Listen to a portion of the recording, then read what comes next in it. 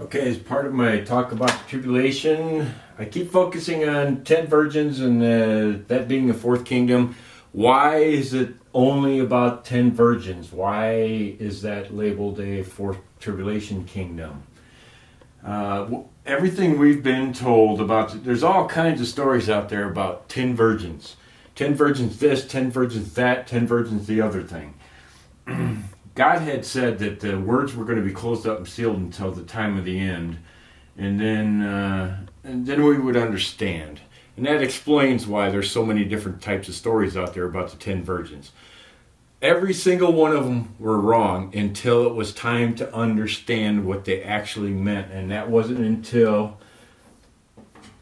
again, first woe, second woe, and it wasn't until the second woe, it wasn't until that time that the understanding of what the story of the 10 virgins in Matthew 25 was really about.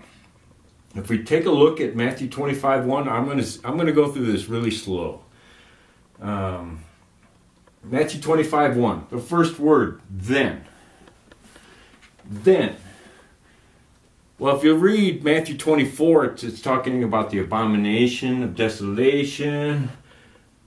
The abomination. It's talking about the two shall be in the field, one shall be taken, the other left.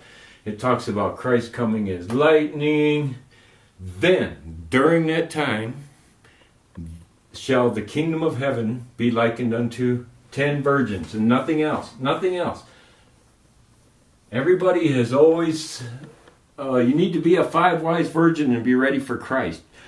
Well, in the story of the 10 virgins, then shall the kingdom of heaven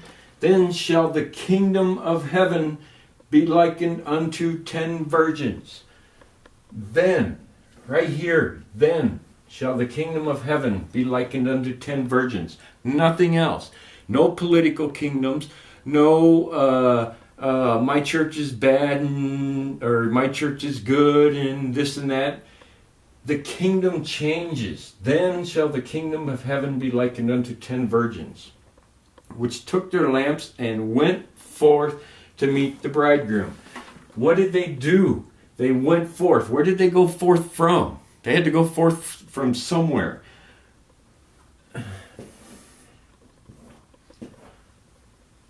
You figure that one out on your own. They, which took their lamps and went forth to meet the bridegroom. 5 of them were wise and 5 of them were foolish. Notice God uses the number 10. It's almost like a number signifying completeness. So all 10 virgins went forth. And the fact that all 10 virgins went forth together signifies that they were one. During the first half, or the first part of the trip, I don't want to say the first half because the first part was the shorter half than the second part. But anyways, all 10 virgins went forth together. What does that make both the 5 wise and the 5 foolish at the time? There's 5 wise and there's 5 foolish. What does that make them both? Both equally wrong. Both lockstep together, just like we read in Daniel, I think it's chapter 2, when it talks about the clay and the image of the clay, the feet and the toes, partly clay, partly iron. All 10 were connected together, and the 5 wise were not right at that time. They were not right. Obviously, they went together. They left together. 5 of them were wise and 5 foolish. They that were foolish took their lamps and took no oil with them.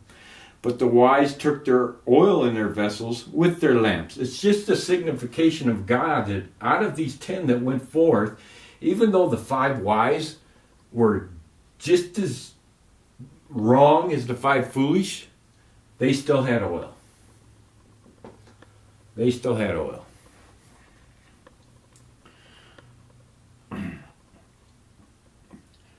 Now, so during the first part of the trib, What did they do? They went forth to meet the bridegroom. Now, how is it that they're going to go forth to meet the bridegroom if there's not a call made to go forth and meet the bridegroom? So what they do is they move forward and they go out to meet the bridegroom. The kingdom of heaven then is likened unto 10 virgins that went forth to meet the bridegroom. And then there comes a time when that first call to go and meet the bridegroom fails. Failed prediction. How many of those have we seen in our lifetime? Not only our lifetime, all of Christians, all of this church age right here. Failure after failure after failure after failure after failure of Christ is coming. But there was going to be a particular call of Christ is coming, the bridegroom cometh, go ye forth to meet him. And this is what happens here. When the call to go forth to meet him fails, then while the bridegroom tarried, he did not come. They all slumbered and slept. So, I'm going to clean this mess up a little here. During the first woe,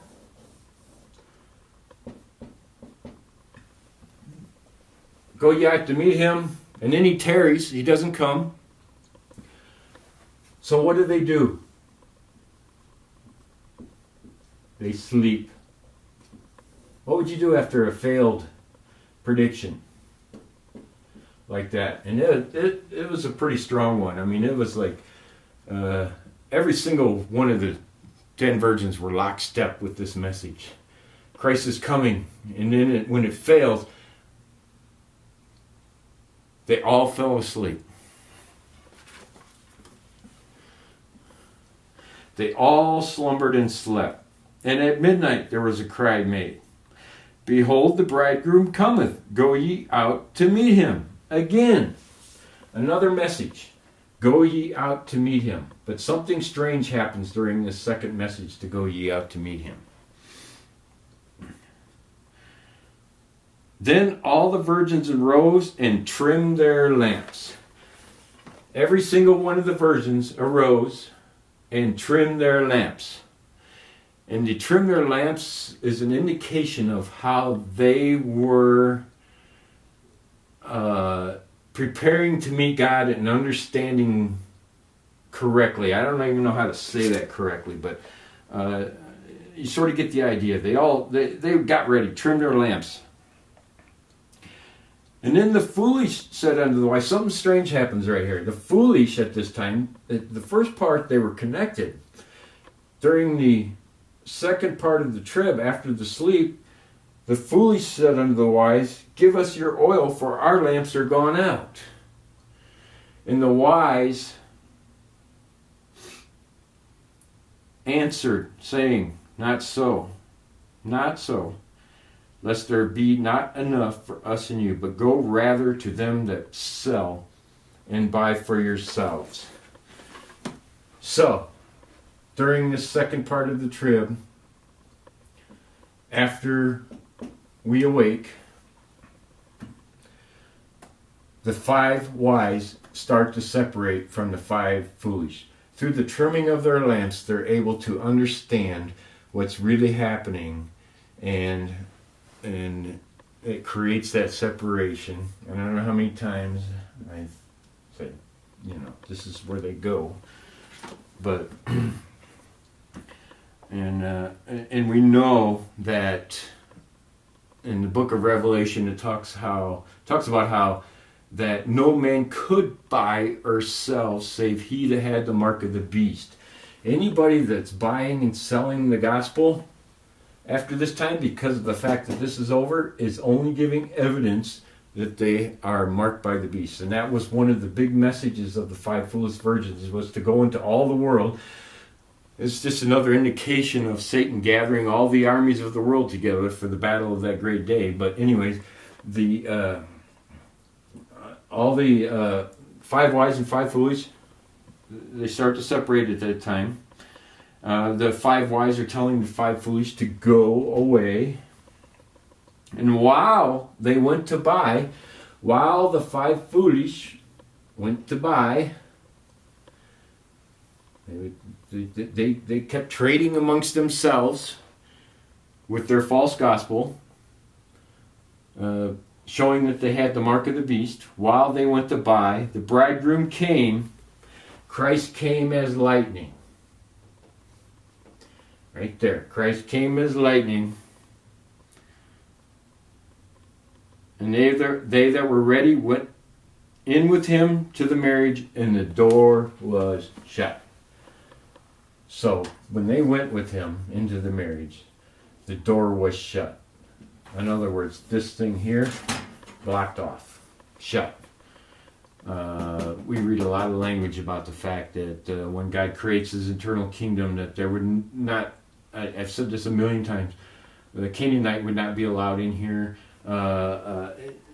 You read in 1 Thessalonians, well, actually, let's go to Zechariah.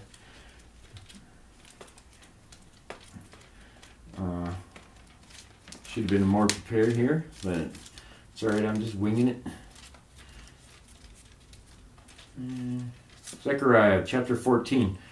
Behold, the day of the Lord cometh, the spoil shall be divided in the midst of thee, for I will gather all nations against Jerusalem to battle. And the city shall be taken, and the houses rifled, and the women ravished, and half of the city shall go forth into captivity, and the residue of my people shall not be cut off from the city. This was the captivity right here. God's people went into captivity. How else do you explain the 5 wise virgins being connected with the 5 foolish virgins? They went into captivity. That didn't happen in the third Christian kingdom. When all the believers left this kingdom and went over to this kingdom, and this kingdom started, it started with only believers. This kingdom started with some of them being foolish. Then shall the Lord go forth and fight against those nations as when he fought in the day of battle. And then he's going to fight right here. And his feet shall stand in that day upon the Mount of Olives, which is before Jerusalem on the east. And the Mount of Olives shall cleave into the midst thereof, toward the east and toward the west. And there shall be a great valley. There's a big separation between the 5 wise and the 5 foolish after this happens. And it shall be in that day that living water shall go forth out of Jerusalem, half of them toward the former sea, and half of them toward the hinder sea. In the summer and the winter it shall be. And the Lord shall be king over all the earth in that day. There shall be one Lord, and his name one. This time period right here. And men shall dwell in it, and there shall be no more utter destruction, but Jerusalem shall be safely inhabited. No more utter destruction. Did this get destroyed? Yeah. This, yes. This, never. No more utter destruction. That's the only time you can ever point, whenever you see language about the never being destroyed again, you can't tie it into anything else except this kingdom right here.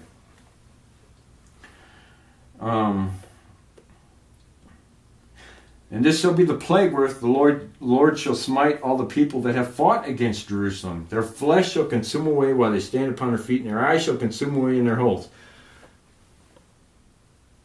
People have talked about this being like a nuclear bomb. It's not a nuclear bomb. When your eyes consume away in their holes, God's basically saying you won't be able to see anything anymore. No understanding. And their tongues shall consume away in their mouth. Whatever they say is just consumed. Doesn't matter. And it shall come to pass in that day that a great tumult from the Lord shall be among them, and they shall lay hold every one on the hand of his neighbor, and his hand shall rise up against the hand of his neighbor. And I believe there's a verse in here that talks about it'll be brother against brother. Well, yes, the 5 wise against the 5 foolish. They bring their swords up against each other. It's a battle. And the battle, obviously we know who wins that battle. And the 5 wise end up over here. And and every pot in Jerusalem and in Judea shall be holiness unto the Lord of hosts, and all they that sacrifice shall come and take of them, and seeth therein. And in that day there shall be no more Canaanite in the house of the Lord. None, ever again. And it talks about that in Daniel chapter 7 too. Once he destroys this kingdom, he set up a kingdom that will never be destroyed.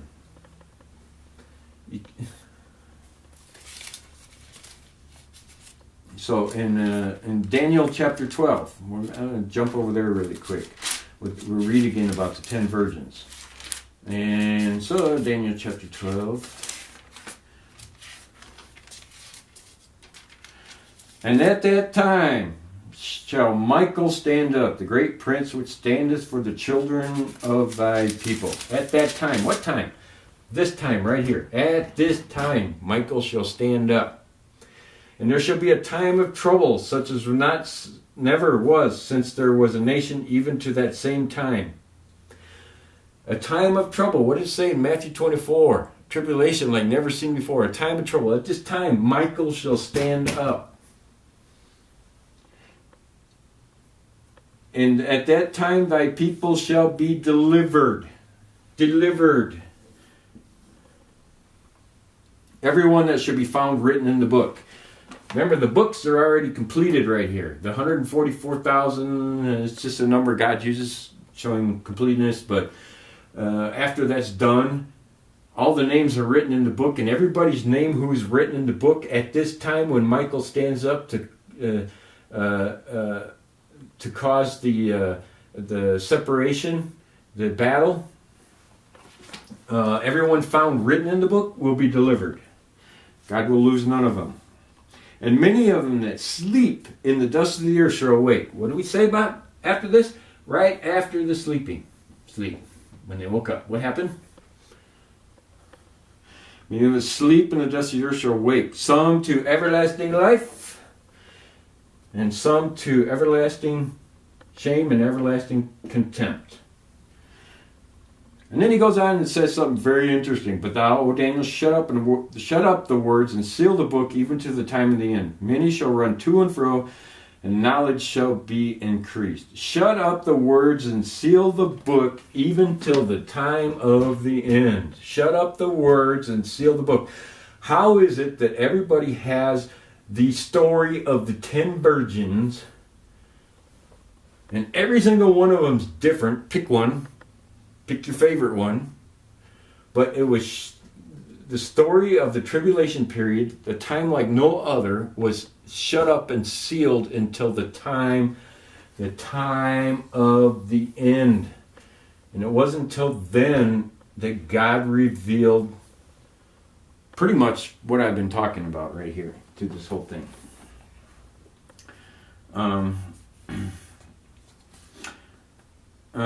Again in verse 9 he says, and he said, Go thy way, Daniel, for the words are closed up and sealed till the time of the end. The time of the end. Many shall be purified and made white and tried. Right here. None of the wicked shall understand, but the wise shall understand.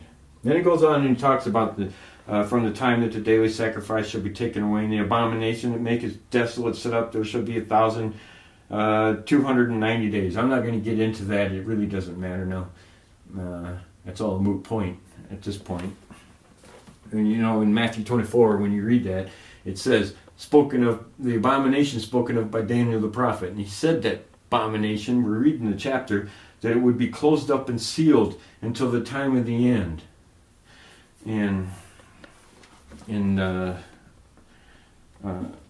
Anyways, we can go through just about